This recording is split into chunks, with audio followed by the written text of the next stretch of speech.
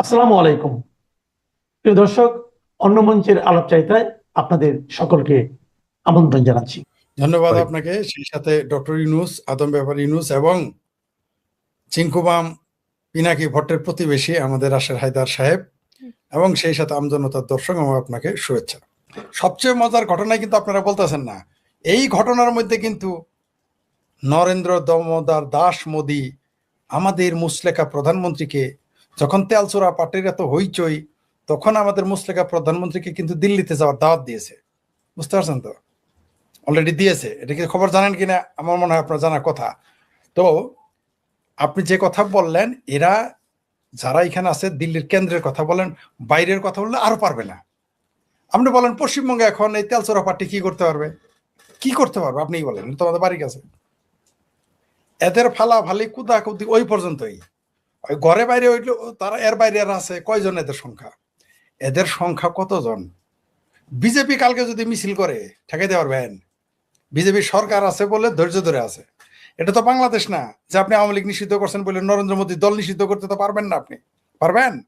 পারবেন না। ধরেন নরেন্দ্র মোদীর পতন ঘটালেন, কালকে থেকে নরেন্দ্র মোদী 1 কোটি লোক নিয়ে বই পড়বো ধর্নায়, আপনি কই যাবেন? তখন কি করবেন? এই ভারতীয় এই বাটপাড়ারাই, আবারও বলি, রিপিট করতেছি, আমি দুঃখিত দর্শক এবং আপনার কাছে আন্তরিকভাবে দুঃখ প্রকাশ করছি, কিন্তু এটা বলতে হবে আমাকে। এরাই কিন্তু ইরানে যখন হাজার হাজার লোক মারলো, সেই ইরানের এই খমেনির কসাইকে সমর্থন জানিয়েছে। আর এখানে একটু পানি মারলে, একটু পিটাইলে একেবারে গণতন্ত্র খত্রেমে, মানবাধিকার খত্রেমে, কত বড় ফাত্রাই ভারতের বামরা। আমি কালকেও নাকি পরশুদিনই বোধহয় আপনার চ্যানেলে বলেছি, অন্য জায়গায় বলেছি, যে ভারতের 1 নাম্বার শত্রু হচ্ছে ভারতের বামপন্থীরা, ভারতের 2 নাম্বার শত্রু হচ্ছে মুসলিম লীগ আর মুসলিমরা, ভারতের 3 নাম্বার শত্রু হয়েছে যে সকল মুসলিম লীগ কংগ্রেসে ঢুকেছে, সপাতে ঢুকেছে এবং বামপন্থীতে ঢুকেছে। এরা হলো ভারতের আসল শত্রু। ভারতের শত্রু পাকিস্তান নয়। আমার যে গবেষণা, আমি বলেছি তো, আমি যে বইটা লিখতেছি এবং প্রকাশ হবে 26-এই, সেই বই, সরি 27-এ, সেইখানে কিন্তু আমি ওইখানে প্রধান শত্রু পাকিস্তান লিখি নাই, চায়নাও লিখি নাই, পৃথিবীর অন্য দেশে লিখি নাই। মানে আমার এজাম্পশন ভুল হতে পারে, আমার গবেষণা এটা মনে হয়েছে ভারতের প্রধান শত্রু এরাই। আর জনগণ এখন সচেতন হয়ে গেছে। তার প্রতিফল সর্বশেষ আপনি পশ্চিমবঙ্গে দেখতে পেরেছেন। 27 বছরের কংগ্রেস, 27 বছরের কংগ্রেস, 35 বছরের বাম আর 15 বছরের তৃণমূল, তাদের হটিয়ে কিন্তু তারা নিরঙ্কুশ বিজয় পেয়েছে। এবং মমতা ব্যানার্জি কি বলেছে কালকে শুনেছেন তো, যে 70% নাকি মুসলিম ভোটার ছিল, এদেরকে SIR থেকে বাদ দিছে বলে উনি ফেল করছে। এই কথা বললে কিন্তু নিজের মাথায় নিজেই বাড়ি দিয়েছে, অর্থাৎ বুঝিয়ে দিয়েছে যে বিজেপি হচ্ছে, যত আপনি বলবেন বিজেপি হিন্দুর দল, ততই বিজেপির লাভ হবে। যত আপনি বিজেপিকে ধাক্কায় বলবেন হিন্দুত্ববাদী, ততই বিজেপির লাভ হবে। এই কংগ্রেস, এই সপা রাম মন্দিরে উপস্থিত ছিল না। ওই অঞ্চলের লোকজন বিজেপির ওই আসন থেকে পাশ করে নাই, ঠিক আছে, কিন্তু সারা ভারতে কিন্তু প্রভাব পড়েছে যে এরা ভারতে রাম মন্দির ফ্যাক্টর, ভারতে গয়া কাশী ফ্যাক্টর, অযোধ্যা ফ্যাক্টর। আপনি এটা চাইলে অস্বীকার করতে পারবেন না। আপনি যত আপনি মানেন চাহে না মানেন, যায় আসে না। ভারতের হিন্দুদের কাছে বাবর হচ্ছে দখলদার, এবং এটা সত্য। আপনি এটা মানবেন না। কতদিন ঠেকিয়ে রাখবেন? বিজেপির 3টা সিট ছিল, সেই বিজেপি পরে 13 দিনের সরকার করলো। তারপরে সেই বিজেপি এমন ভাবে ক্ষমতায় আসলো যে 14 সাল থেকে আসছে, নামাইতেই পারতেছে না। নামাতে না পারার কারণে এখন ষড়যন্ত্র শুরু করে দিয়েছে। তো ষড়যন্ত্র করে আপনি হয়তো ক্ষমতায় যেতে পারবেন বাংলাদেশের মতো, ধরে নিলাম, কিন্তু আপনি তো বিজেপি নিষিদ্ধ করতে পারবেন না। তখন আপনি কি করবেন? আবার তো ইলেকশন হবে, ধরে নেন মধ্যবর্তী নির্বাচন হইলো, সেই ইলেকশনে বিজেপি বিরোধী দল, এটা তো ঠেকাতে পারবেন না।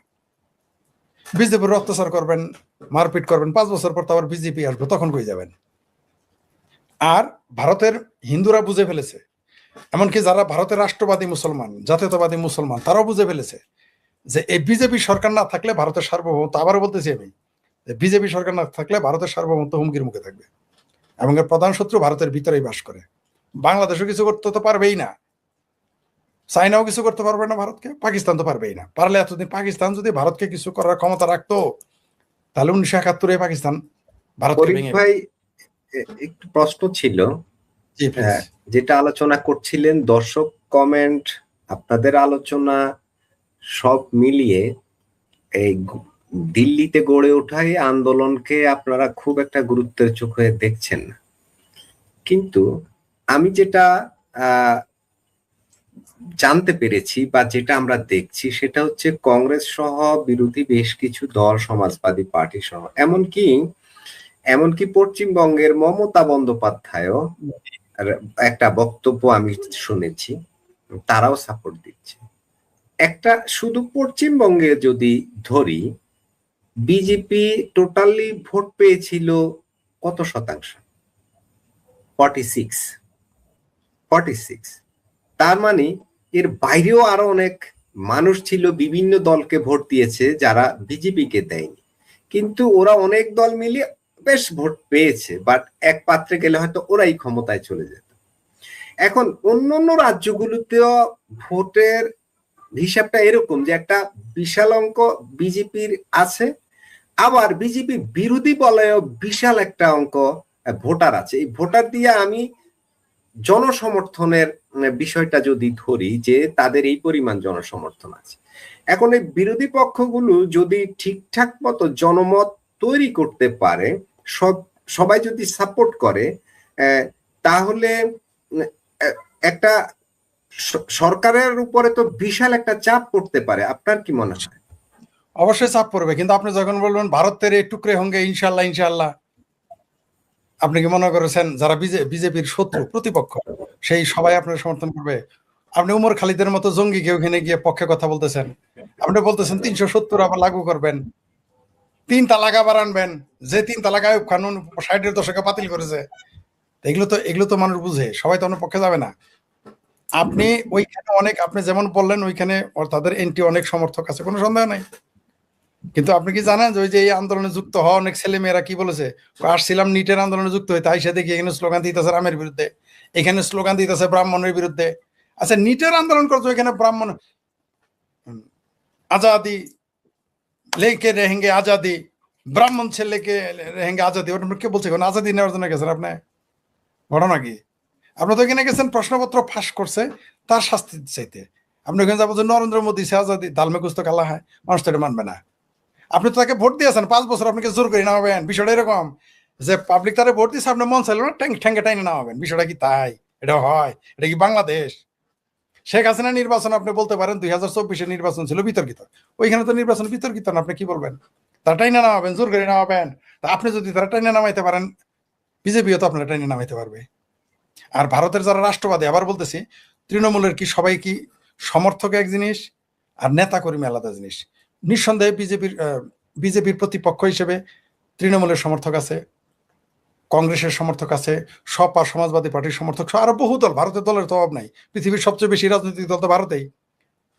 যেহেতু ভারত পৃথিবীর সবচেয়ে বেশি ভাষা, জাতির, ধর্মের অবস্থান, তো সেখানে রাজনৈতিক দল বেশি থাকবে, মানুষ 140 কোটি থাকবেই। কিন্তু তার মানে তো এই না যে মমতা ব্যানার্জির লোক স্লোগান দিল লেকে রেহেঙ্গে আজাদি, ভারত সে আজাদি, ভারতের টুকরা করেঙ্গে বললে আপনার পক্ষে থাকবে? সবাই থাকবে আপনার মনে হয়? আমি শেখ ফরিদ বাংলাদেশের, আমি মৌলবাদের সরকার সমালোচনা করি, তারেক রহমান সরকার সমালোচনা করি, আপনি জানেন, সবাই জানে। এখন কেউ যদি বলে ভারত বাংলাদেশ ভেঙে ফেলাম, আমি কি তার পক্ষে থাকবো? আমি তো এই সরকারের বিরুদ্ধে। কিন্তু কেউ যদি ভারত আমার বাংলাদেশ ভেঙে ফেলতে চায়, মনে করেন 2 টুকরা করতেছিল, যেটা আমি সম্ভাবনা দেখতেছি ভবিষ্যতে বাংলাদেশ টুকরো হয়ে যেতে পারে, কেউ ভাঙতে চাইলো, আমি তার পক্ষে থাকবো? থাকবো না। তেমনি যারা মমতার সমর্থক, রাহুল গান্ধীর সমর্থক, সপার সমর্থক, ওই যে আপনার যাদবদের সমর্থক, বা সিপিআই, ওই যে মরা বাঘ, উষ্টা খাওয়া বাঘ, মাঞ্জা ভাঙা বাঘ, বামপন্থীদের সমর্থক, কিন্তু আপনার সবাই কি আপনাকে সমর্থন করবে? ভারতের এই টুকরো হঙ্গে ইনশাল্লাহ ইনশাল্লাহ বললে আপনার পক্ষে থাকবে? ওরা দেখতেছে আপনি হিন্দুদের বিরুদ্ধে, ওখানে হিন্দু মেজরিটি, হিন্দু প্রত্যেকটা, ওইখানে যারা উপস্থিত হয়েছে তারা কারা? সব ফেলটু। তো তারা ওইখানে গিয়ে প্রত্যেকে হিন্দু বিরোধী বক্তব্য দেওয়া। তো ভারতে আপনার হিন্দুরা এটা মেনে নেবে? বাংলাদেশে যদি আপনি ইসলাম, নবী, রাসুল, আল্লাহ, তারপর মক্কা মদিনার বিরুদ্ধে শব্দ উচ্চারণ করেন, বাংলাদেশে আপনাকে ভোট দিবে? আপনি যত বড় প্লেয়ার হয়ে থাকেন, দিবে আপনারা? কেউ দিবে না। ইউনুস ক্ষমতায় আসছে, ওরা বসাইছে, ভোট দিলে ওরা কেউ ইলেকশন ওরা কেউ ভোট দিত? কেউ দিত না, কারণ জানে যে ও লেসবিয়ানদের সমর্থক। লেসবিয়ানদেরকে সমর্থন করতেই পারে, তার গণতান্ত্রিক অধিকার, কিন্তু যারা মুসলমান তারা তো মানবে না। ওরা ভোট দিত কোনোদিন? তাহলে তো ভোটেই আসতো, তাহলে ওরে বসায় দিয়েছিল কেন? তাহলে সেনাবাহিনী এখনো লাগে কেন? আপনি যেটা বললেন ওইটা করতে গেলে সেনাবাহিনী লাগবে, ভারতের সেনাবাহিনী তো আসবে না। ভারতের সেনাবাহিনী তো দেশপ্রেমিক, তারা দেশের স্বার্থে তারা জান দিয়ে দিবে, তারা তো দেশের রাজনীতিতে তারা হস্তক্ষেপ করবে না। ওইখানে সেনা প্রধানরা কেউ বললো এই তুমি ভাইদারে সরাই দাও, তুমি আর একটা জিনিস বলি, ওইখানে ওই আন্দোলনে এক মেয়ে কি বলছে জানেন? তরুণী বলছে প্রয়োজন সে নরেন্দ্র মোদীরা মেরে ফেলবে। এটা কোনো গণতান্ত্রিক কথা? এটা হয়? তো এটা আপনি হবে? আমি তারেক রহমানের বিরুদ্ধে, আমি হেফাজতের বিরুদ্ধে, আমি জামাতের বিরুদ্ধে, চরমনাইয়ের বিরুদ্ধে, তার মানে কি আমি বলবো যে তাদের মেরে ফেলান? এটা গণতান্ত্রিক কথা হয়? এটা গণতান্ত্রিক রাজনীতি সভ্যতা হয়? এটা তো ফৌজদারি অপরাধ। আপনি তারপর একটা প্রধানমন্ত্রীকে বলতেছে মেরে ফেলবে। আপনাকে আমাকে যদি কেউ বলে মেরে ফেলবে, এটা তো ফৌজদারি অপরাধ। পৃথিবীর যে হায়দ্রাবাদে যদি কেউ ফ্রান্সে বলে তারা মেরে ফেলবে, এই কথা বললে কি হায়দ্রাবাদ ওই ফ্রান্সে থাকতে পারবে? জেল হবে না তার? ফৌজদারি অপরাধ, সারা পৃথিবীতে এটা ফৌজদারি অপরাধ। আর একটা রাষ্ট্রপ্রধানকে পরে আপনি তারা বলতে পারেন তাকে ক্ষমতা থেকে উচ্ছেদ করবো, তার সরকার চাই না, তার বিরোধিতা, এটা আলাদা, এটা গণতান্ত্রিক অধিকার। কিন্তু বলতে পারবেন যে মেরে ফেলবেন? সেখানে প্রকাশ্যে বলছে। তো এগুলো কথা কি রাজনীতির মধ্যে ময়দান এগুলো চলে? আর তো দেখাই যাইতেছে বিদেশি ফান্ডেড, এত পরিষ্কার অলরেডি মামলা হয়েছে যে কারা কারা ফান্ড দিচ্ছে এগুলো খুঁজে বের করো, তদন্ত শুরু হয়ে গেছে। দেখেন না কোন ফাঁদে কে আটকে? এই এই এই রাজনীতিতে আরো কে কে আটকে? এরা তো ভেবেছে যে গরু বোধহয় মরলো ছুরি গিয়ে মুসারের মতো, যেমন মরা গরু গল্প তো জানেন, কোনো এলাকায় যদি ময়দানে গরু মরে, ওই এলাকার মুসার আমি নিজে দৌড়ে আসে সিলের মতো, উড়ে উড়ে আসে, আইসা ছুরি মারে যে ভাগাটা নিতে হবে। এই সব মনে মনে করছে গরু মরছে, চামড়াটা ছিলে নিব, সব মুসার আইসা দিল্লিতে জমাইছে। অত নালে আদেশের না।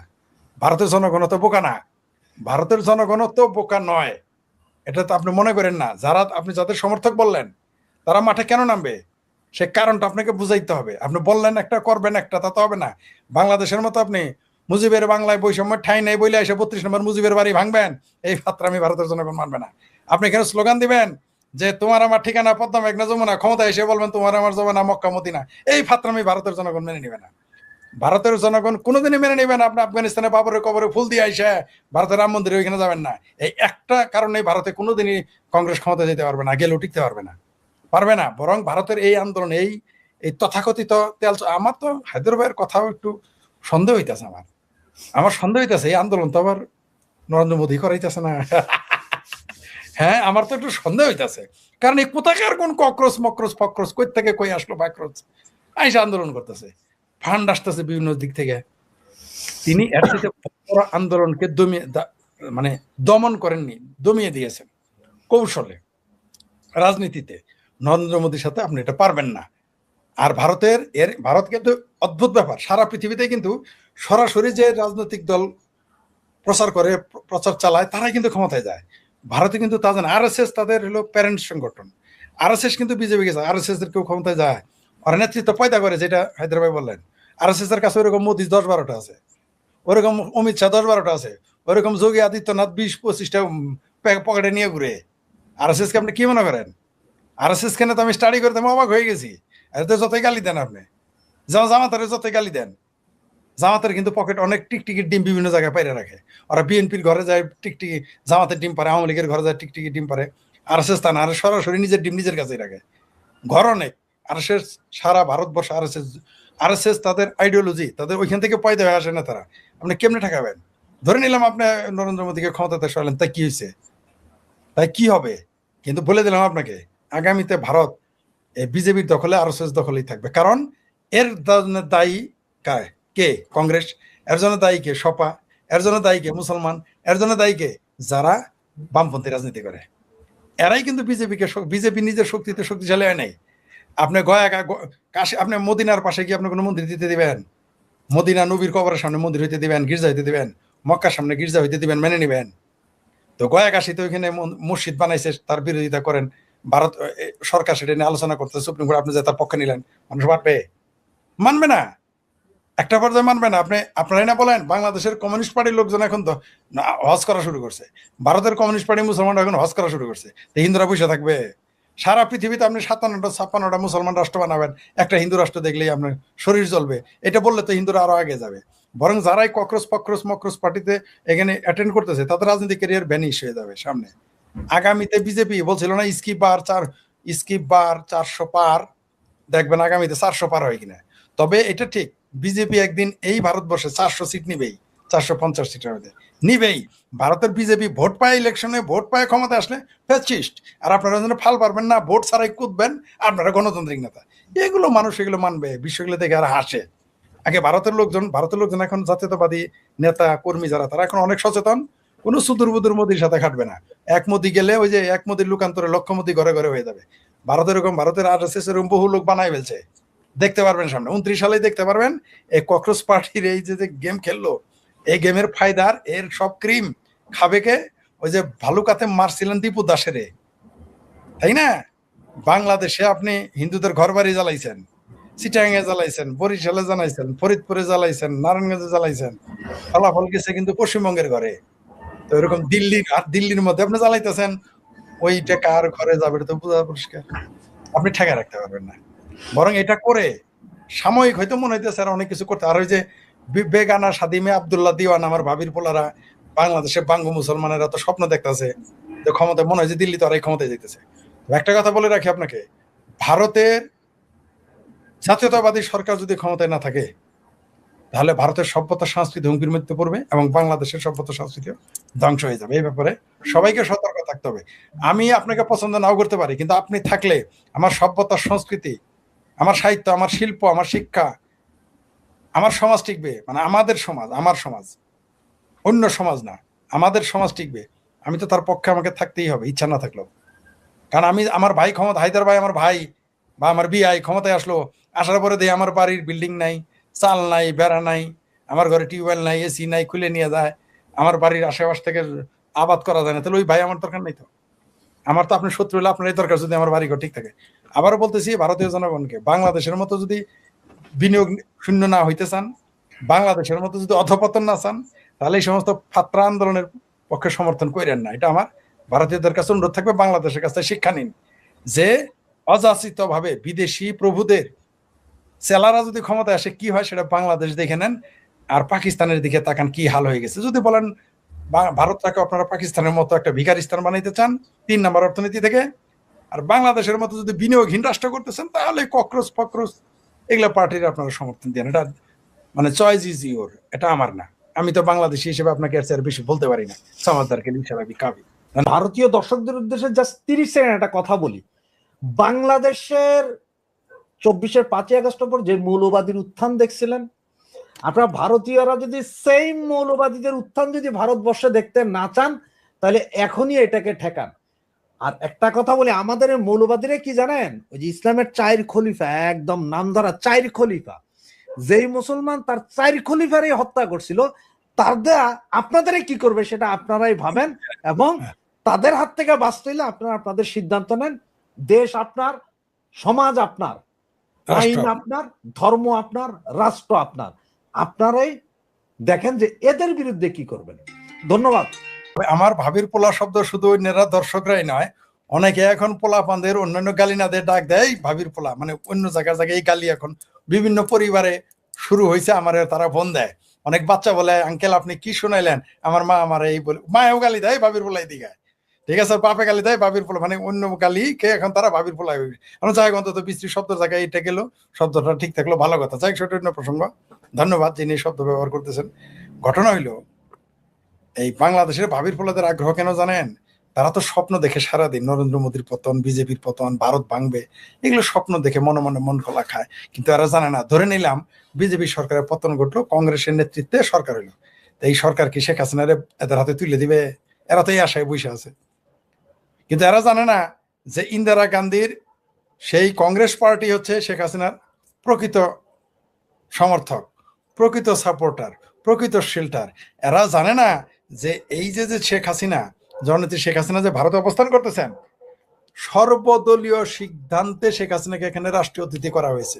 সবাই ওখানে স্বাক্ষর করেছে।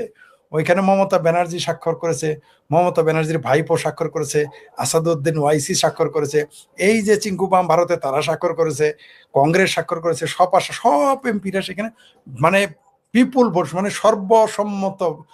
সর্বদলীয় সম্মতিতেই শেখ হাসিনা ওইখানে, জননেত্রী শেখ হাসিনা ভারতে রাষ্ট্রীয় অতিথি হিসেবে রয়েছেন। তাই যারা স্বপ্ন দেখতেছেন বিজেপি সরকারের পতন ঘটলে শেখ হাসিনাকে আপনাদের হাতে মুড়ির মোয়ার মতো তুলে দিবে, অত নালে আদেশ হয় না। ভারত অত বোকা না। দিন শেষে ভারতীয়ই, দিন শেষে ভারতীয়রা যতই কাটাকাটি মারামারি আন্দোলন করুক, ওরা নিজের দেশের স্বার্থের বাইরে কোনো কাজ করবে না। তাই আমাদের বাঙ্গুরা যারা খুশি হয়েছে বাবির পোলা, অত খুশি হইও না। মানে বেগানা স্বাধী মেয়ে আবদুল্লাহ দিওয়ানা হইলে লাভ নাই। তুমি ফালি পারবা আর নাচন কুদ্দনি করবা, বিয়া শাদী বাসর করবো আর একজন, তোমার কোনো লাভ নাই। জি, না না, আপনি ঠিকই বলেছেন। সরকারে যারাই থাকুক আপনাকে অভ্যুত্থান করে, ওখানে তো সেনাবাহিনীতে পারবেন না, তাহলে আপনাকে অভ্যুত্থান করে দেয়। অভ্যুত্থান করার মতো সাহস, শক্তি, তারপর গ্রহণযোগ্যতা কোনোটাই না আছে কংগ্রেসের, না আছে সপার, না আছে বামদের, তো নাই। বললাম না 540টা সিটের মধ্যে 4-5টা সিট পায়, মানে 1%ও না। তো ওই দল আপনাকে কি বিপ্লব করতে পারবে? পশ্চিমবঙ্গের তৃণমূল ভেঙে টুকরো টুকরো হয়ে গেছে। তো তাহলে আপনি কাকে দিয়ে বিপ্লব করাবেন? বিপ্লব করতে তো বিপ্লবী নেতৃত্ব লাগবে, গ্রহণযোগ্যতা লাগবে। সেই মুহূর্ত সাহস, শক্তি, মেধা, যোগ্যতা এখন এই মুহূর্তে বিজেপির নেতাদের সামনে, আরএসএস এর নেতাদের সামনে, বর্তমান যে বিরোধী নেতারা রয়েছে তারা কিছুই না, তারা যোগ্যতাই রাখে না। আর যেটা বললেন, আমি একবার একটা পোস্ট দিয়েছিলাম যে সেখানে আমি লিখেছিলাম যে 3 জন মানুষের আগামীতে প্রধানমন্ত্রী হইতে পারে, তার মধ্যে কিন্তু আমি আসামের মুখ্যমন্ত্রীর নামও লিখেছিলাম। তো উনি যদি আসে, উনি তো সারা দেশে সিভিল কোড শুরু করে দিবেন, সিভিল যেটা আইন কোড সেটা দিয়ে দিবেন। তখন কি হবে?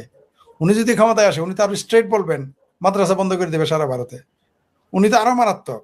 আর যোগী আদিত্যনাথ আসলে তো কথাই নেই। যদিও অনেকেই আমাকে বলেছে যে যোগী আদিত্যনাথ ক্ষমতায় আসবে, আমি আমার যে 3 জনের নাম লিখেছি ওখানে যোগী আদিত্যনাথের নাম লিখিনি।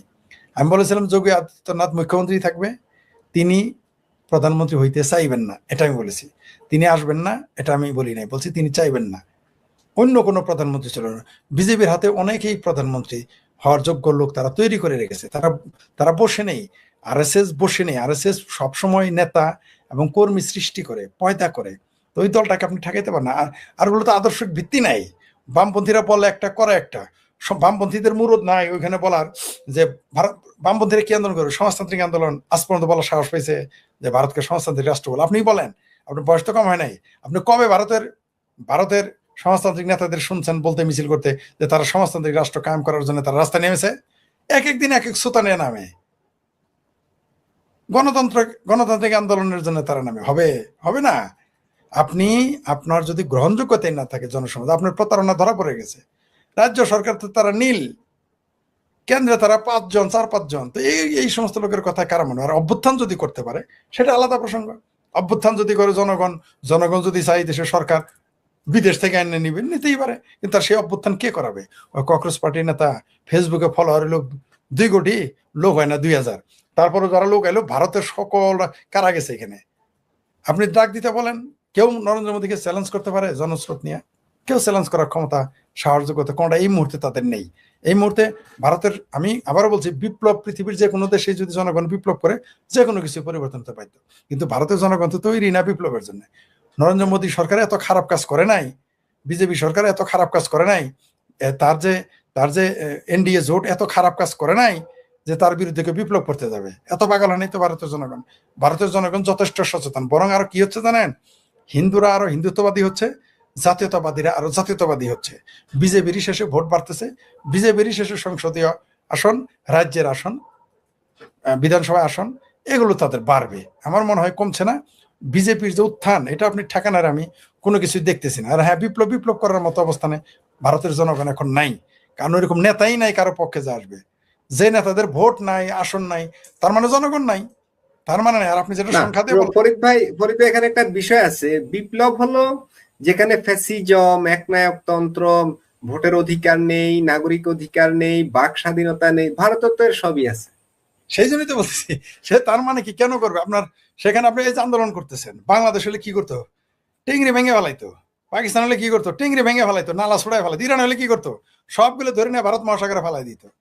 মালয়েশিয়া হলে কি করতো? ভারত তো বিমান হামলা পর্যন্ত পাকিস্তান তো তার দেশের ভিতরেই বিমান হামলা করে, বম্বিং করে। ভারত হলো যে গণতন্ত্র, আপনাকে আন্দোলন করার সুযোগ দিয়ে রেখেছে। তো আপনি কি কারণে বিপ্লব করবেন? আপনি বিপ্লব তো করবেন তখন যখন আপনি সবকিছু আপনি বন্ধ করে দিবেন। তো ভারত সরকার তো তা না, ভারত সরকার তো ফ্যাসিস্ট না, সে তো জনগণের ভোটে আসছে রে ভাই। তাদেরও তো কেউ না কেউ ভোট দিয়েছে। আপনি যখন আন্দোলন করবেন তার লোকে তো মাঠে নামবে। ভারতের যখন বেশি পরিস্থিতি খারাপ হবে বিজেপি কিন্তু সামরিক শাসন জারি করবে না ইন্দিরা গান্ধীর মতো, সরাসরি সে তার জনগণকে আহ্বান জানাবে মাঠে নামো। তখন আপনি কি করবেন? ধরেন বাংলাদেশে আওয়ামী লীগ সরকার যদি শেখ হাসিনা যদি বলতো এই ওয়াকারকে বিশ্বাস না করে, যদি বলতো ছাত্রলীগ যুবলীগ মাঠে নামবো, তাহলে তো আন্দোলন বন্ধ হয়ে যেত। তিনি তো বুঝতেই পারেন নাই, তাকে তো ব্ল্যাকমেইল করছে, তাকে তো ধোকা দিয়েছে যে আমরা আপনার সাথে আছি। মানে আপনার আত্মীয় স্বজনরা বললো ওদের আনার দরকার নাই, আমি বললাম যে আপনার আত্মীয় স্বজনের সাথে আমি ফরিদতে আছি, কিন্তু আমি আপনার সাথে গাদ্দারিটা করলাম। শেখ হাসিনার সাথে তাই হয়েছে। ছাত্রলীগ আচ্ছা আমাকে বলেন, মিরপুর 10 নম্বরে 3 জন বাঘা বেতা 4 জন বাঘা বাঘা নেতা রয়েছে আওয়ামী লীগের, এবং ওইটা একটা ঘাটি মিরপুর 12, মানে মিরপুর ওই অঞ্চল 10, 11, 12, সেইখানে আপনি মেট্রো রেল পুরলেন, আওয়ামী লীগের কোনো নেতা কর্মী বাধা দিল না। তার মানে কি? তার মানে হয় তাদের মিসগাইড করেছে, অথবা তাদের ঐক্য নাই, দুটোর মধ্যে একটা হয়েছে। তাছাড়া তো এখানে মেট্রো রেল পড়তে পারেন না। তো ভারতে তো ওই সুযোগ নাই। ভারতের সেনাবাহিনীর ভরসায় তার বিজেপি চলে না। বিজেপি চলে তার ওই দেশের সেনা প্রধান। 15 দিন লাগে প্রধানমন্ত্রীর অ্যাপয়েন্টমেন্ট নিতে। এত সস্তা, এত সস্তা কি বাংলাদেশ পাইছেন? সেনা প্রধান এসে প্রধানমন্ত্রীর বলবে ইয়ে করনা হোগা, নেই তো তেরা করছি উল্টা দুঙ্গা। এত সস্তা। বাংলাদেশ এসে বলবে আপনি চলে যান, এই দেশ আমি এখন জামাতে। এত সস্তা ভারত এটা হবে? বললামই তো 15 দিন লাগে অ্যাপয়েন্টমেন্ট নিতে। প্রধানমন্ত্রী তো দূরের কথা, প্রতিরক্ষা মন্ত্রীর সাথে দেখা করতে 72 ঘন্টা লাগে মিনিমাম 72 আওয়ার্স আগে নোটিশ দিতে হয়, আমি আপনার সাথে দেখা করতে চাই, অতি জরুরি রাষ্ট্রীয় জনগুরুত্ব বিষয় ব্যতীত। সাধারণভাবে দেখা করতে গেলে মিনিমাম 72 আওয়ার্স, আর প্রধানমন্ত্রীর সাথে 15 দিন সময় লাগে সেনা প্রধানের সাক্ষাৎ পেতে, প্রধানমন্ত্রীর সাক্ষাৎ পেতে। কোথাকার কেউ তাদের ভারতের জনগণ, ভারতের নেতারা হলো নেতা, তারা তো ভোটে নির্বাচিত হয় ভাই, কারো দয়া নির্বাচিত হয় না।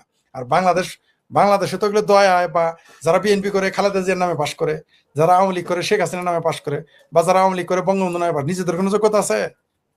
যতই ছাপা মারুক আওয়ামী লীগ বিএনপির, সবার কারোর ব্যক্তিগত যোগ্যতা খুব কম সংখ্যক আছে, বলবো না যে নাই, খুব কম। আর পাকিস্তানে তো কোনো নেতার যোগ্যতাই নাই। ওখানে যারা সেনা প্রধান হয়, যারা এস্টাবলিশমেন্ট, দেখেন এরা এত ভয় পায় সেনা প্রধানকে। সেনা প্রধান বলতে পারে না, আর্মি বলতে হয় এস্টাবলিশমেন্ট বলে, ভয় হয়, নাম নেয় না। তো এরা ওইখানে তো প্রধানমন্ত্রী হয় সেনা প্রধানের কথা, প্রেসিডেন্ট হয়। ভারত কি তাই? ভারত তো তার না রে ভাই। সুতরাং ওইখানে আপনি এই মুহূর্তে বিপ্লব তো হবেই না। এরা তো বিপ্লবী না। বিপ্লব যে কোনো সমাজে পরিবর্তন আনে, কিন্তু এরা তো বিপ্লবী না। সুতরাং বিপ্লব হবে না। এই জন্য না যে জনগণ, এরা তো বিপ্লবী না। এরা কি বলছে বিপ্লবী? এরা তো বিপ্লবী না। এরা বলে একটা করে একটা, মিথ্যা কথা কয়। এটা জনগণের কাছে ধরা পড়েছে। এরা বললো প্রশ্নপত্র নিয়ে কথা বলবে, আইসা বলে নরেন্দ্র মোদী পদত্যাগ চাই। এটা তো বাংলাদেশ না, এটা মার্কেটে খাবে। এরা এসে কি বললো যে রাম মন্দিরের বিরোধিতা করে। এরা এসে কি বলে যোগীর পদত্যাগ চায়। তো এগুলো ফাতরামি তো ভারতের জনগণ মেনে নিবে না। সুতরাং ওইখানে প্রথমত বিপ্লব হবে না, দ্বিতীয়ত এরা তো বিপ্লব করতেও আছে।